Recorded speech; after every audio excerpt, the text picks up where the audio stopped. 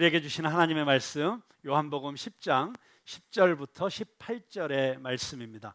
저와 여러분이 함께 교독하도록 하겠습니다.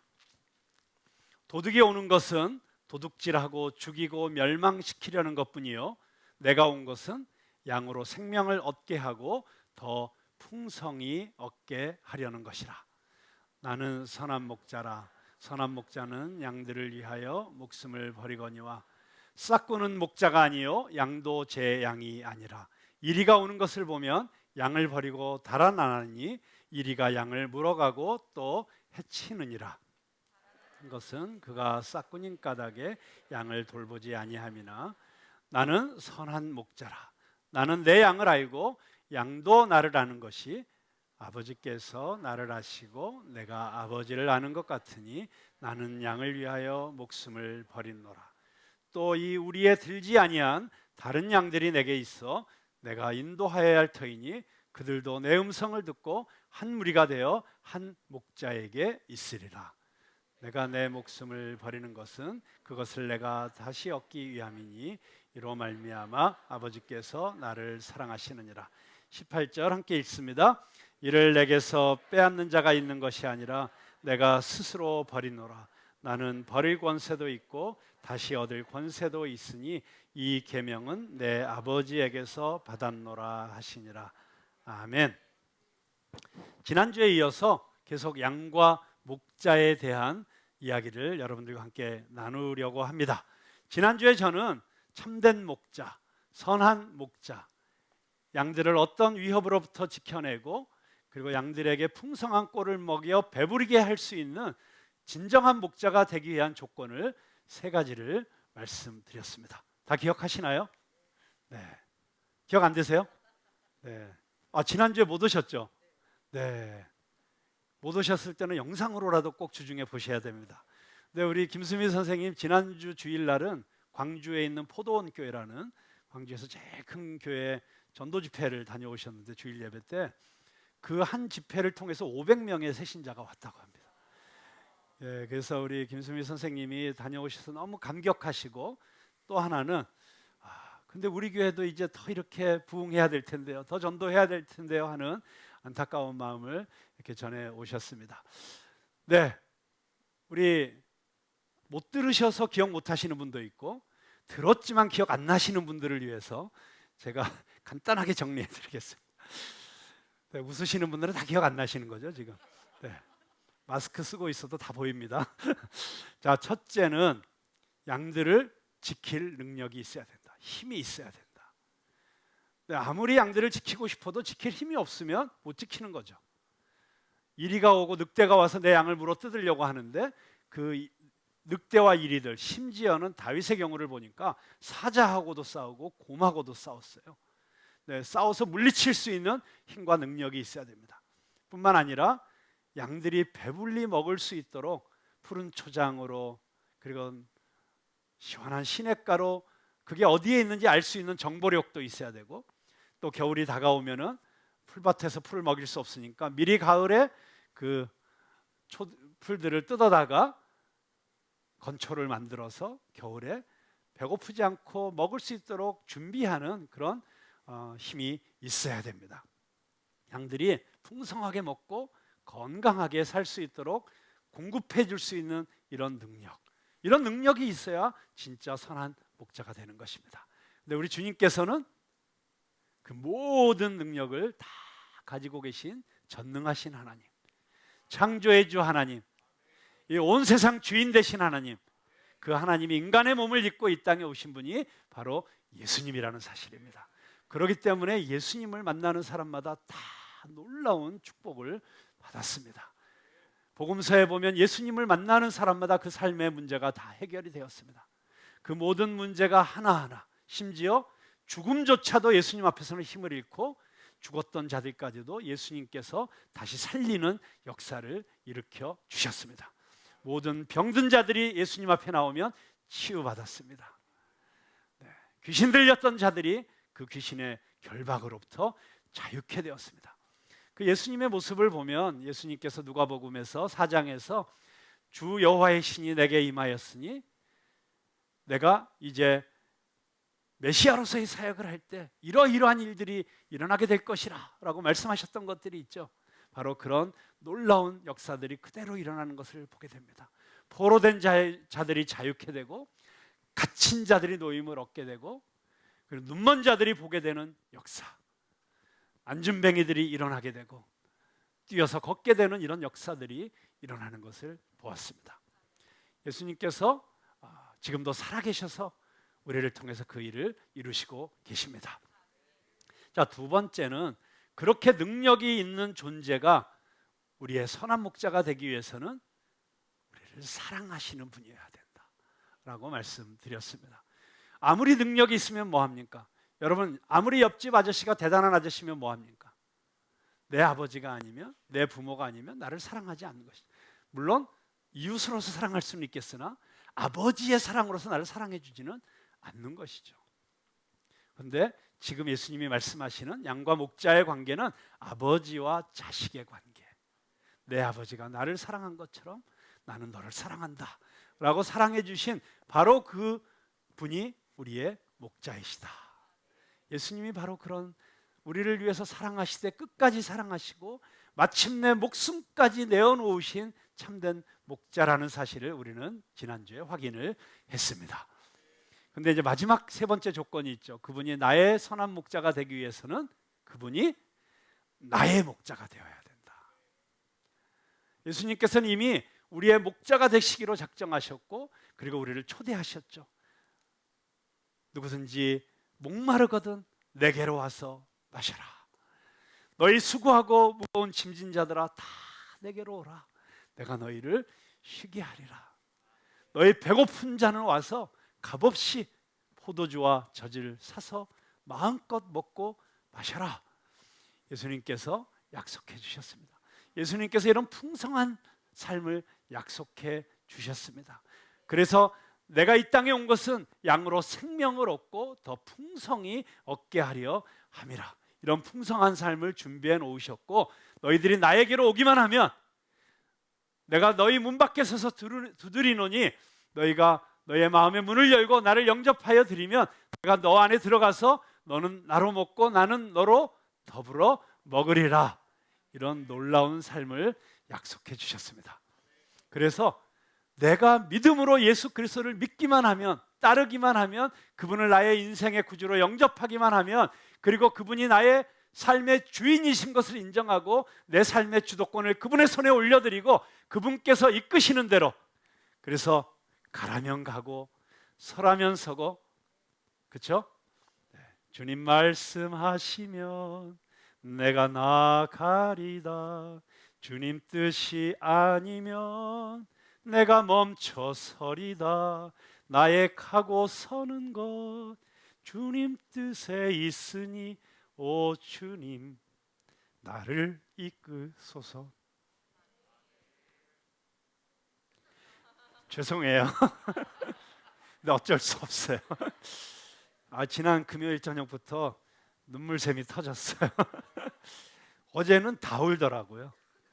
안 울던 사람들까지.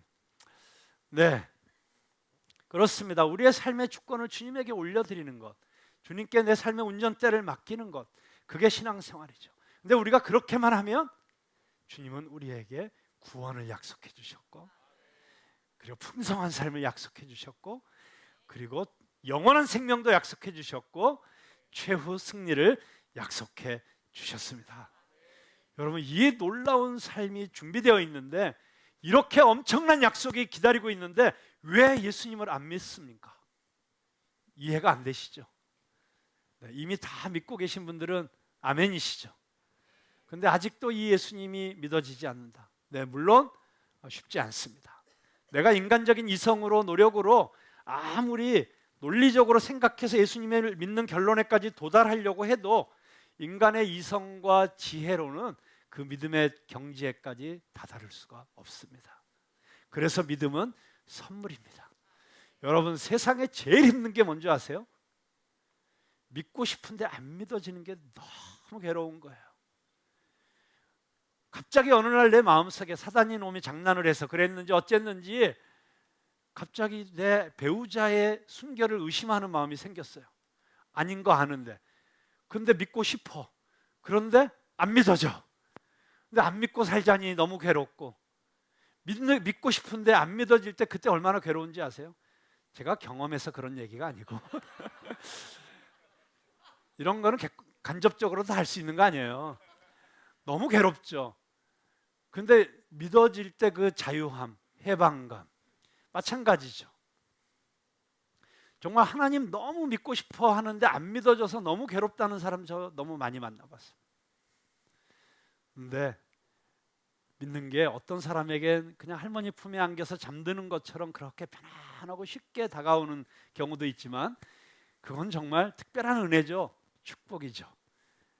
그런데 어떤 사람은 벼락이 때리는 것 같은 이런 충격을 받아야지 깨져서 주님 앞에 나오고 주님이 믿어지는 사람도 있죠. 사람마다 모양은 다 다르지만 어떤 경우에 있어서든지 우리가 그 예수님을 2000년 전에 이 땅에 잠깐 오셨다 가신 그분을 믿어서 내 구주로 영접하고 내가 그분을 통해서 구원을 경험하고 천국을 경험한다는 것, 이건 정말 기적 중의 기적입니다.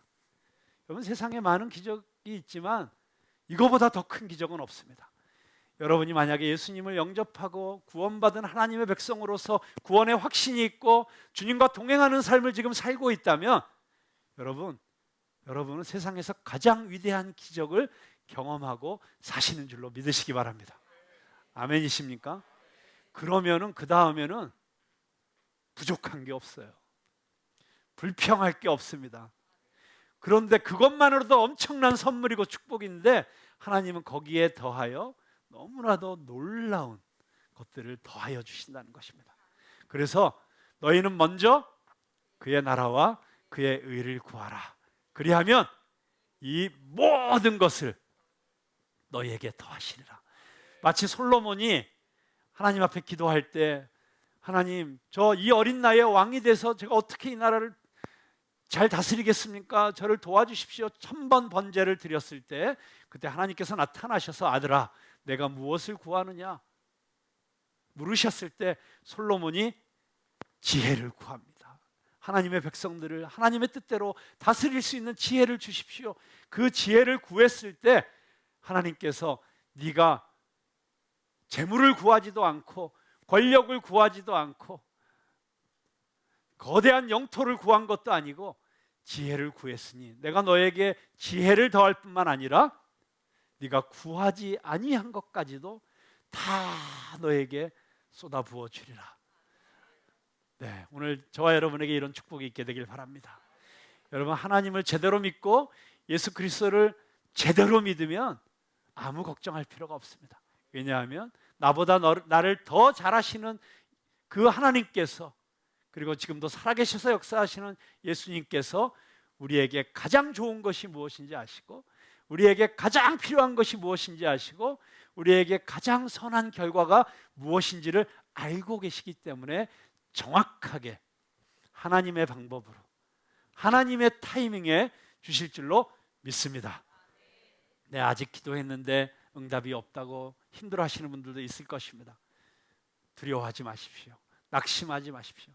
예수님께서 너희가 끊임없이 쉬지 않고 기도해야 되는데 기도를 멈추지 않아야 되는 이유를 가르쳐 주겠다라고 말씀하시면서 어느 작은 마을에 아무 힘도 가진 것도 없는 과부가 있었는데 억울한 일을 당했는데 내 이 억울함을 풀어줄 사람은 우리 고을에 있는 재판관밖에 없다.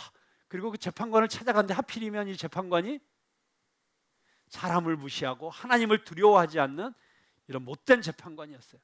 그런데 문제는 그 재판관밖에 이 과부의 억울함과 어려움을 풀어줄 사람이 없는 거예요. 그래서 이 과부가 작정을 했습니다. 내 이 억울함을 풀어줄 때까지 내가 매달릴 것이다. 그래서 완전히 그걸 뭐라 그러죠? 달라붙어 가지고 왜 논에 가면 달라붙어서 거머리 나도 알아 뭐 그렇게 얘기하고 싶지만 네, 거머리 정말 거머리처럼 달라붙으리라 하고 매일 아침 저녁으로 달라붙으니까 이 재판장이 나중에 화가 나가지고 막 못 견디겠어. 그만! 알았어 들어줄게.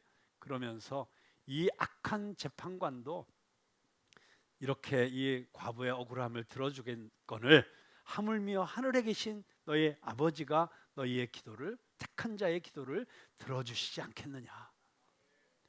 네, 여기서 우리가 착각하지 말아야 될 게 있습니다. 우리 하나님 아버지는 그 불의한 재판관과 같은 분이 아니십니다.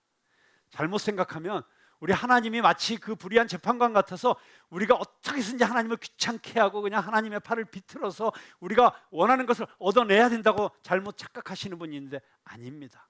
예수님이 말씀하신 이 비유의 핵심은 하물며라는 단어에 있습니다. 하물며.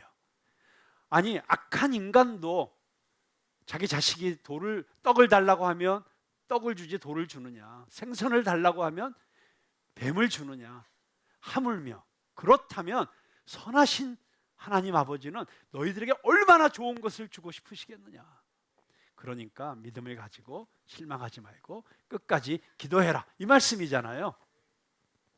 여러분, 그렇게 끝까지 포기하지 말고 우리의 선한 목자 되신 주님께 기도하며 나아갈 수 있기를 바랍니다. 네, 이런 예수 그리스도가 우리의 목자 되신다는 사실이 얼마나 놀라운 일입니까? 자, 그런데 제가 말씀드렸죠. 성경을 읽고 묵상할 때는 항상 여러 다양한 관점에서 보고 묵상해야 된다. 우리가 양과 목자의 비유, 이 이야기 속에서는 우리가 양의 관점에서 먼저 예수님을 바라보았습니다. 우리 성경 속에 들어가서, 자, 내가 양이라고 생각할 때 나의 목자가 누군지가 내 인생에 제일 중요한 것인데 그분이 예수님이시다. 이건 정말 놀라운 축복이다. 그 예수님 잘 믿어야겠다. 그 예수님의 뜻대로 살아야겠다. 이런 결심을 하는 것이 우리가 이 양과 목자의 이야기를 통해서 가장 먼저 깨달아야 되고 붙잡아야 될 말씀이었다면, 이제는 그 다음 단계로 넘어가야 됩니다. 이제는 우리가 예수님의 관점에서 양을 바라보는 묵상을 해야 됩니다. 그렇다면 우리는 어떤 존재입니까? 예수님께서 돌보시고자 하는 그 양들을 돌보라고 사명을 맡긴 사람들이라고 하는 것입니다. 여러분, 그 사실을 우리가 어떻게 알 수 있습니까? 예수님께서 우리 모든 크리스찬의 대표적인 인물 가운데 하나인 베드로, 잘 아시죠? 실수 많고 허점 많고, 그리고 심지어 예수님을 부인하기까지 하는 그런 죄를 저지르고, 그런데 예수님께서 그를 용서해 주셔서 다시 회복시킨, 그래서 정말 내 모습이다 라고 정말 가장 쉽게 나와 동일시할 수 있는 제자, 너무 똑똑하고 잘난 사도 바울은 왠지 나랑은 안 어울려, 뭐 이런 사람들에게 너무 위안이 되는 제자 베드로. 자, 그 베드로를 예수님께서 회복시키셨죠. 그러면서 내가 나를 사랑하느냐라고 물으셨습니다. 그때 베드로가 부끄러워서 네 주님, 제가 주님을 사랑합니다 라고 말하지 못하고 내가 주님을 사랑하는 줄 주께서 아십니다, 이렇게 조심스럽게 대답하잖아요. 그런데 그런 베드로에게 3번이나 반복해서 물으신 다음에 뭐라고 말씀하십니까? 내 양을 먹이라, 내 양을 치라. 여러분, 우리는 예수 그리스도의 양되어서 목자 되신 예수님으로부터 충분한 꼴을 공급받고 그리고 보호받은 이후에는 이제는 또 다른 양을 돌보라고 하는 사명을 받는 존재들이라는 사실을 알아야 됩니다. 자, 그렇다면 우리는 예수님의 작은 목자로서, 또 많은 분들이 이렇게 생각하시는 경향이 있어요. 목자 그러면 교회에서는 목사만 목자인 줄로 아세요. 물론 맞습니다. 목사는 목자가 되어야 됩니다. 모든 목회자들은 선한 목자가 되어야 됩니다. 그런데 목사뿐만 아니라 모든 성도가, 왜냐하면 분명히 베드로전서에서 그렇게 말씀하셨잖아요. 너희는 왕 같은 제사장이에요. 근데 모든 그리스도인들이 다 왕 같은 제사장입니다. 이게 종교개혁의 기치 중에 하나 아닙니까? 만인 사제설.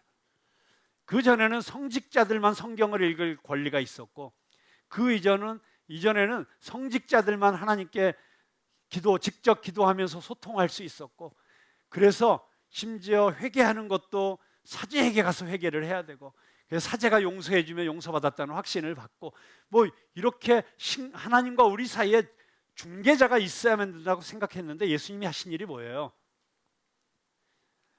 예수님이 친히 대제사장이 되셔서 단번에 제사를 드리심으로 말미암아 하나님과 우리 사이에 있는 벽을 다 헐어버리고, 그리고 우리가 하나님 앞에 직접 나갈 수 있게 해주셨잖아요. 그래서 우리는 모든 사람이 다 사제로서 정말 이 땅에서 성직자로서 살아가는 것입니다. 근데 똑같은 성직자인데 저는 교회에서 일하는 것이 저의 책임이고, 여러분들은 세상에서 일하는 제사장들이 되어야 되는 것입니다. 그 제사장적 사명감을 가지고, 그 신분을 가지고 세상에서 회사도 하고 교수도 하고 아이들도 가르치고 밥장사도 하고 이런 옷장사도 하고, 이런 모든 게 다 뭐예요? 제사장으로서 그 마음으로 하나님께서 공급해야 될 것을 내가 사명으로 맡아서 대신 공급하고 있다고 생각하고 하셔야 되는 거예요. 네, 그래서 종교개혁 이후에 이 프로테스탄트, 이 만인 사제설의 이런 사명감을 가진 그리스도인들이 가는 곳마다 세상이 변화되기 시작했잖아요. 똑같이 구두를 기어도 성직자의 마음으로 구두를 깁는 사람과, 어쩌다가 내가 하필이면 냄새나는 신발이나 깃고 있느냐라고 하는 사람과 어떻게 그 결과가 똑같을 수가 있겠어요? 자, 그러니까 우리 모두는 다 목자다. 목자로서 각각의 역할이 다를 뿐이에요. 하지만 그래서 우리가 다 목자의 사명을 가진 자로서 우리의 목자장 되시는 예수님을 닮아 아름다운 목자의 사명을 감당해내는 저와 여러분 다 되시기를 주님의 이름으로 축원합니다.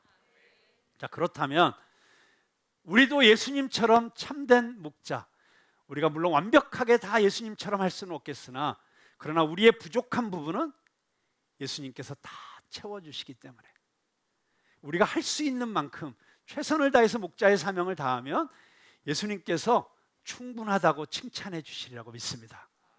자, 그렇다면 우리는 우리가 할 수 있는 최선을 어떻게 다할 수 있을까? 마치 한 어린아이가 오병이어를 주님의 손에 올려드렸을 때 주님께서 축사하시면 그것이 5천 명을 먹이고도 12광주리가 남는 기적의 재료가 됐던 것처럼, 우리가 할 수 있는 목자로서의 사명, 그것이 비록 부족하고 작은 것일지라도 정말 주님께 올려드리는 마음으로 우리의 사명을 감당할 때 주님이 함께 해주시면 우리가 상상할 수 없는 결과가 우리의 삶을 통해서 일어나리라고 저는 분명히 믿습니다.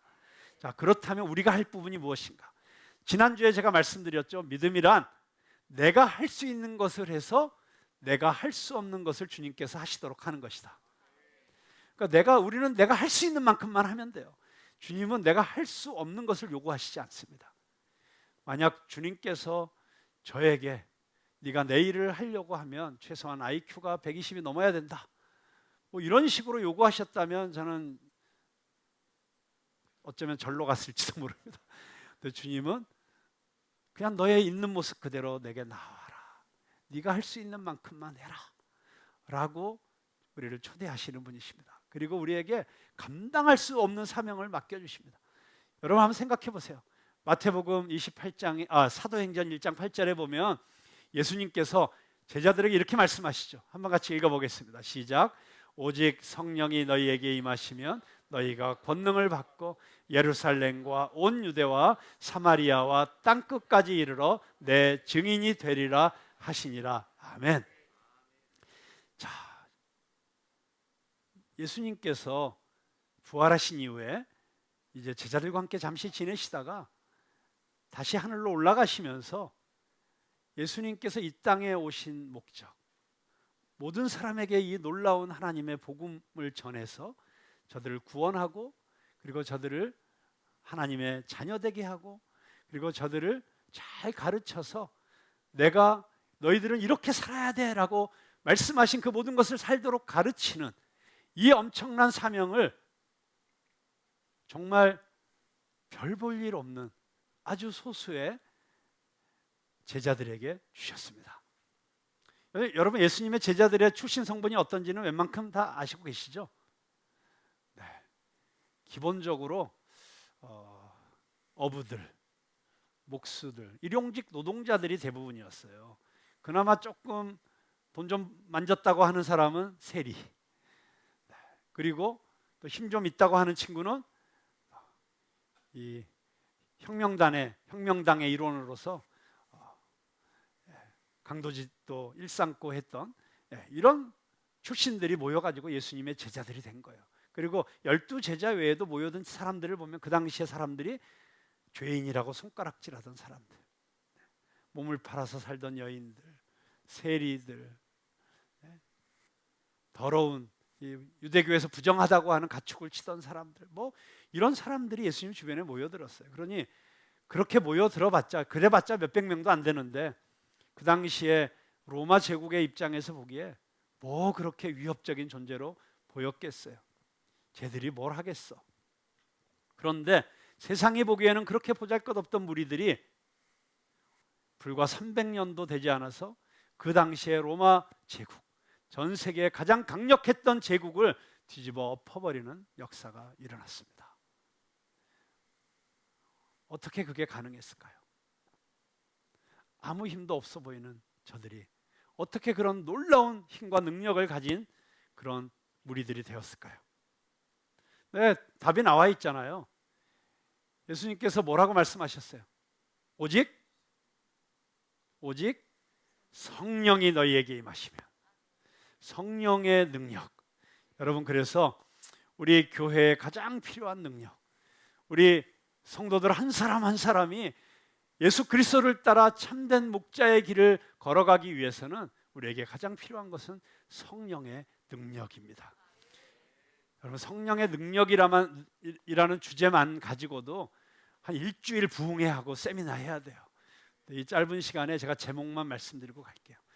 여러분, 성령의 능력은 두 가지로 우리에게 나타납니다. 첫째는 성령의 열매로 나타납니다. 성령이 우리 안에 임하시면 우리가 예수 그리스도를 닮은 성품으로 닮아가게 됩니다. 그래서 성령의 9가지 열매가 무엇이죠? 사랑, 희락, 화평, 오래 참음과 자비와 양선, 충성과 온유와 절제. 우리의 이 육적인 본성을 가진 존재들로서는 이루어내기 쉽지 않은 것들이죠. 그런데 그 성령의 열매로 나타나게 됩니다. 그리고 두 번째 능력은 은사로 나타나요. 성령께서 은사를 주십니다. 성령이 우리에게 임하시면 내가 내 힘으로 할 수 없던 것들을 해나갈 수 있는 특별한 은사를 주세요. 그런데 하나님이 이 은사는 다 주시지 않아요. 각 사람에게 필요한 대로 주십니다. 자, 그러면 이 각각의 은사를 나누어 가진 사람들이 어떻게 해야 될까요? 함께 해야 되는 것입니다. 여러분, 성령의 능력은 하나 되게 하는 능력입니다. 여러분, 우리 교회가 참으로 이 세상 한복판에서 살아계신 예수 그리스도, 참 목자 되신 예수 그리스도께서 이 땅 가운데 하시고 싶은 일들, 이 세상을 치유하고 회복시키고, 우리 박지영 권사님 기도하시면서 정말 이 분열된 이 땅을 정말 안타까운 눈으로 바라보시면서 눈물의 기도를 하셨는데, 정말 여러분, 예수 그리스도께서 이 땅을 치유하기를 원하신다고 저는 믿습니다. 여러분, 이 교회는 이 땅 가운데서 세상을 치유하는 유일한 기관이 될 수 있습니다. 그 어떤 것으로도 분열된 이 나라를 회복시킬 수 없습니다. 그 어떤 것으로도 이미 70년 넘게 분단되어진 이 남과 북을 하나 되게 할 수 없습니다. 오직 복음의 능력, 예수 그리스도의 사랑의 능력, 성령의 능력만이 가능케 하는 줄로 믿습니다. 여러분, 그런데 성령의 능력이 살아있지 않는 교회는 절대로 그런 일을 할 수가 없습니다. 여러분, 그런 의미에서 이 세상이 이렇게 분열되고 갈라지고 찢어지고 아파하는 이 모든 것은 교회가 교회되지 못했다는 것에 대한 통렬한 책임감을 우리가 느껴야 될 줄로 믿습니다. 우리 한국교회가 바로 서기만 하면 대한민국은 잘 될 것입니다. 분명하지 않습니까? 교회가 바로 서고 교회가 부흥할 때 대한민국이 가장 번창했습니다. 교회가 그 영적인 힘을 잃어버렸을 때 이 세상도 어지러워져 가고 있습니다. 저는 정말 우리 교회로부터 다시 부흥이 일어나게 되기를 간절히 소망합니다. 여러분, 그러기 위해서는 우리가 성령 충만해져야 돼요. 성령의 능력이 임해야 돼요. 근데 여러분, 성령이 어떻게 임합니까? 네, 구하면. 그래서 성령께서 우리에게 임하시도록 우리에게 꼭 필요한 것이 있는데 말씀과 기도입니다. 우리가 말씀을 들을 때 성령이 우리에게 임하시는 줄로 믿습니다. 성령에 감동되어진 사람이 성경을 읽을 때 성령께서 역사하시면, 그래서 여러분 우리 성경을 열심히 읽어야 됩니다. 성경 말씀을 성령의 인도하심 따라서 묵상해야 됩니다. 여러분 성경 말씀이 없이 어떻게 우리가 능력을 받을 수 있겠습니까? 우리 히브리서에 보면 하나님의 말씀이 어떤 능력이 있는지를 우리에게 이렇게 말씀하고 있습니다. 히브리서 4장 12절 함께 읽어보겠습니다. 시작. 하나님의 말씀은 살아있고 활력이 있어 좌우의 날선 어떤 검보다도 예리하여 혼과 영과 및 관절과 골수를 찔러 쪼개기까지 하며 또 마음의 생각과 뜻을 판단하는. 여러분 여기 이런 능력을 말씀 그대로 좀 계속 띄워주세요. 이런 능력을 여러분 사모하지 않습니까? 네? 살아있고 활력이 있고 좌우의 어떤 날선 검보다도 예리해서 혼과 영과 및 관절과 골수를 찔러 쪼개는 뭐예요? 이 표현을 잘 보면 마치 이 정육점에서 잘 드는 칼로 이 해체하는 그런 그림이 막 보이시지 않습니까? 예? 관절과 골수를 찔러 쪼개고 벗겨내고 싹 정리해버리는. 근데 여러분 살아계신 하나님의 말씀은 이렇게 예리하다는 것입니다. 그래서 이 말씀이 들어가면 정확하게 내 인생에 뭐가 잘못되어 있고 내가 지금 어떤 혼미한 가운데서 방황하고 있고 내가 지금 어떤 잘못된 길로 가고 있는지가 드러나게 된다는 것입니다. 여러분 제가 목사로서 설교자이기 때문에 당연히 저는 이런 말씀을 사모하며 기도합니다. 그리고 이제 더 기도할 것입니다. 날선 검 같은 말씀이 이 자리에서 매주일 선포되기를 기도합니다. 근데 여러분 우리 성도들의 말에는 이런 권세가 있어야 됩니다. 목사뿐만이 아니라 여러분들이 세상에서 만나는 모든 사람들과 대화를 할 때 여러분의 말은 그냥 시시껍질한 말이 아니라 한마디를 해도 그 사람의 마음속에 뭔가 쿵 하고 남는 게 있어야 된다는 것입니다. 굉장히 어떤 고민을 가지고 왔을 때 기도하면서 성령께서 도와주실 때 그 내 입에서 나오는 그 한마디 말이 이 사람을 방향 전환시켜 줄 수 있는 능력이 있어야 된다는 것입니다. 여러분 그런 말의 권세 사모하시기 바랍니다. 그 말은 여러분이 말씀 가운데 젖어 있을 때 그냥 흘러나오게 되는 것입니다. 두 번째가 기도죠. 우리가 이런 놀라운 성령의 능력을 얻기 위해서는 기도해야 됩니다. 기도하면 이 모든 은사를 주십니다. 기도하면 우리에게 필요한 능력을 주십니다. 할 수 있거든이 무슨 말이냐? 믿는 자에게는 능치 못한 일이 없느니라. 근데 그 능치 못한 일이 없는 게 그냥 내가 그냥 믿어서 되는 게 아니죠. 그 믿음이란 어떤 믿음이냐면 말씀에 근거해서 성령께서 내 마음 가운데 주시는 믿음. 그 믿음은 겨자씨만한 믿음이 있어도 이 산더러 옮겨서 저 바다에 빠지라 하면 그렇게 된다는 것입니다. 저는 여러분들이 이런 믿음의 사람들이 되기를 주님의 이름으로 축원합니다.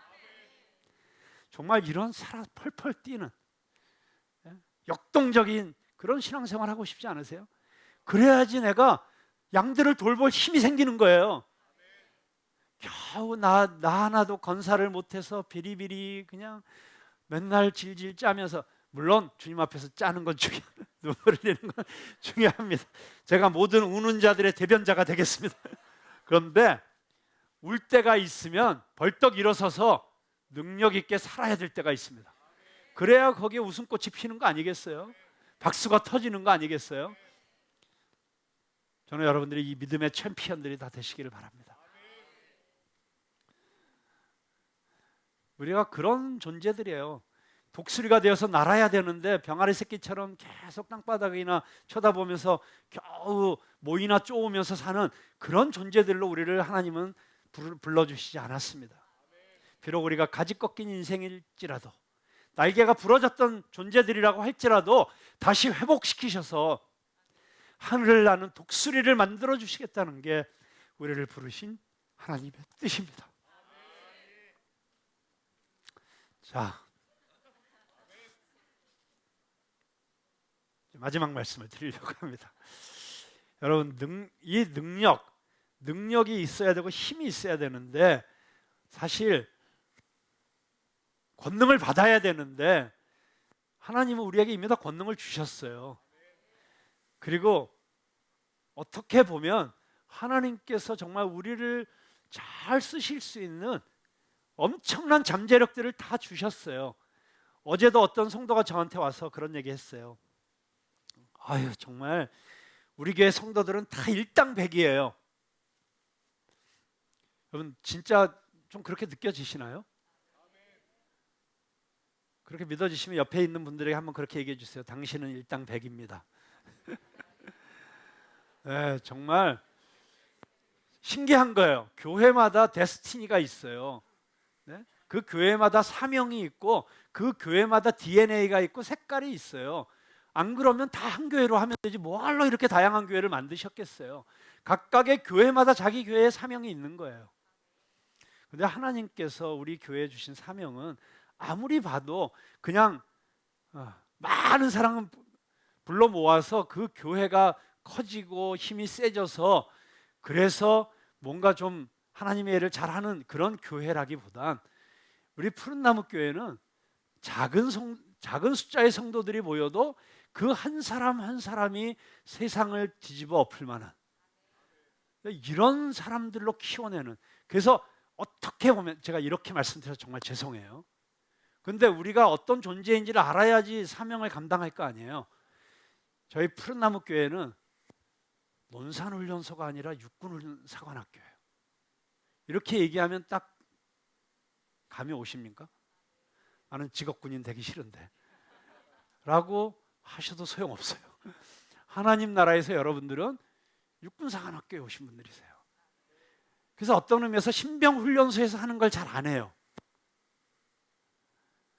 그래서 여기 와서 신병훈련소인 줄 알고 와가지고 왜 이건 안 해줘, 이건 왜 안 먹여줘, 이런 분들은 많이 실망하고 많이 떠나셨어요. 근데 최근에도 저희 교회 오신 어떤 장로님께서 이렇게 말씀하시더라고요. 야, 이 푸른나무 교회는 혼자 알아서 먹을 줄 아는, 잘 차려진 뷔페 밥상에서 알아서 먹을 줄 아는 사람들에겐 최고의 교회다. 그런데 장교들도 유격훈련은 받아야 되더라고요. 그러니까 기본적으로 저희가 부족했던 부분들을 잘 채워서 우리가 정말 장교 훈련을 제대로 시키는 교회가 되면 여러분 한 분 한 분이 정말 예수님을 닮은 놀라운 작은 목자들이 될 수 있다. 여러분 그런 소망을 가지십니까? 그 일을 우리가 한번 같이 해보면 좋겠습니다. 그런데 이제 마지막 말씀 드리려고 하는 건 뭐냐면 16년 전에 교회 개척하고 나서 1년도 지나지 않아서 제가 이 사실을 알고 있었어요. 우리 교회의 사명이 뭔지를 알았어요. 특별히 문화예술의 영역 뿐만이 아니라 이 사회의 각 영역에 정말 지도자가 될 수 있는 사람들을 불러 모아서 회복시키고 양육해서 다시 이 세상에 영적 지도자들로 내보낸다라고 하는 이런 사명을 알고 있었는데 이런저런 이유 때문에 또 저의 부족함 때문에 연약함 때문에 또 이렇게 저렇게 불어닥친 풍파를 잘 이겨내지 못해서 그냥 이리저리 표류하고 방황하고 허우적거리는 그런 시간들이 좀 오래 걸렸어요. 그리고 이제 돌아보니까 그 긴 세월을 지나 이제 정말 하나님께서 처음 주셨던 그 데스티니를, 그 소명을 이룰 수 있는 기회를 주시고 계시는구나.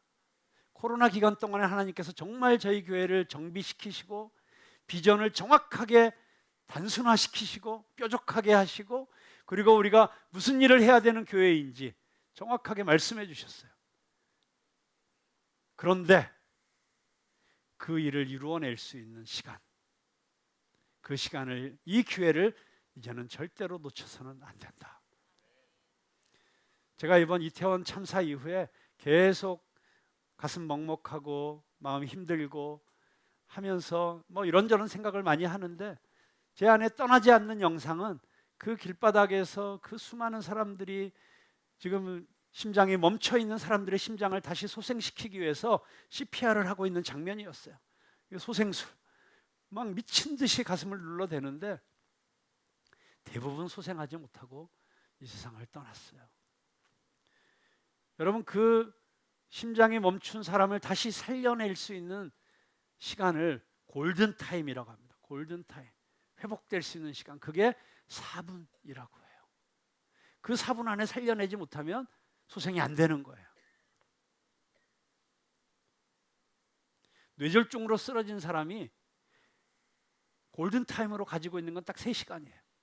그 3시간 안에 병원으로 옮겨서 처치를 해야만 후유증 없이 회복될 수 있어요. 그 3시간 넘기면 어딘가가 마비되는 거예요. 부작용이 나타나는 거예요. 제가 최근에 입당을 했다고 하니까 깜짝 놀라시는 분들이 있더라고요. 네. 제가 당회원이 됐습니다. 네. 당뇨에 입당했다는 얘기입니다. 근데 당뇨를 걸리고 나서 병원에 가서 의사 선생님하고 만나서 얘기했더니 이렇게 말씀하세요. 지금 최근에 나온 연구 논문에 의하면 옛날에는 한 번 어떤 선을 넘어가면 그 다음에 못 돌아온다였는데 3년 안에만 돌아오면 다시 정상으로 회복될 수 있다. 이런 연구 결과들이 지금 계속 발표되고 있다는 거예요. 그래서 저한테 3년 안에 꼭 반드시 정상으로 돌아가기로 작정하고 제가 하자는 대로 따라 주십시오. 그래서 그분이 하자는 대로 따르고 있으니까 제가 지난 한 달 동안에 12kg가 빠지고 좀 달라졌나요? 네, 더 달라질 거예요. 네, 절박하니까. 여러분, 세상에서 가장 강력한 힘은 절박함이라는 사실 아십니까? 근데 어떻게 보면 목회도 그런 것 같아요. 절박함이 없으면 안 돼요. 어떤 의미에서 저는 하나님의 사랑을 너무 많이 받고 하나님의 페이버를 누구보다도 많이 받은 사람이에요. 그러다 보니까 뭘 해도 좀 쉽게 되는 편이고 하다 보니까 절박함이 없어요. 이 교회 목회도 그래서 또 좋아하시는 분들도 있어요. 너무 귀찮게 안 하니까. 그런데 이제는 절박해야 된다. 왜냐하면 남겨진 시간이 많지 않다. 우리 교회의 사명, 지금도 너무 행복하고 너무 좋은 교회지만 여기서 그냥 우리끼리 좋고 끝나자는 게 아니잖아요. 정말 이 시대에 하나님께서 우리를 세워주신, 우리를 모이게 하신 그 뜻이 있잖아요. 그것을 이루기 위해서는 이제는 더 이상 이렇게 안이하게 머물러 있어서는 안 된다. 절박해야 된다. 우리에게 주어진 골든타임이 얼마 남지 않았다. 비행기가 이륙해야 될 때 이륙하지 않으면 결국 그냥 활주로만 맴돌다 끝나는 거예요. 날아오를 때 날아올라야 되는 것입니다. 저는 주님 앞에서 결단했습니다. 절박하게 주님께서 맡겨주신 이 기가 막힌 양떼들을 데리고 하나님이 기뻐하시는 그 교회를 만들겠습니다. 그리고 우리가 이 세상 가운데 가장 참 목자 되신 예수님을 닮은 공동체가 되겠습니다. 그래서 예수님께 나오면 그 모든 문제가 해결되었던 사람들처럼 이 교회에 오면 그들의 문제가 해결되는 교회를 만들겠습니다. 이 교회에 오면 살아계신 하나님을 만나는 교회가 되겠습니다. 여러분, 누구든지 예수님을 본 자는 하나님을 본 자라고 했습니다.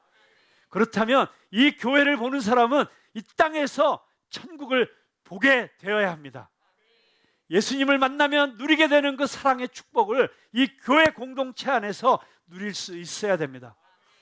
이제는 누구라도 한 사람이 이 교회에 왔는데 왜 이렇게 냉랭하지? 왜 그렇게 나를 모른 채 하지? 왜 아무도 나에게 관심을 갖지 않지? 내가 세 주나 교회를 빠졌는데 왜 전화 오는 사람 한 명도 없지? 나는 이 교회에는 정말 필요 없는 사람인가 보다. 여러분, 만약에 또다시 누군가가 이렇게 느낀다면 그것은 저와 여러분이 하나님 앞에 가서 책망받아야 될 일입니다.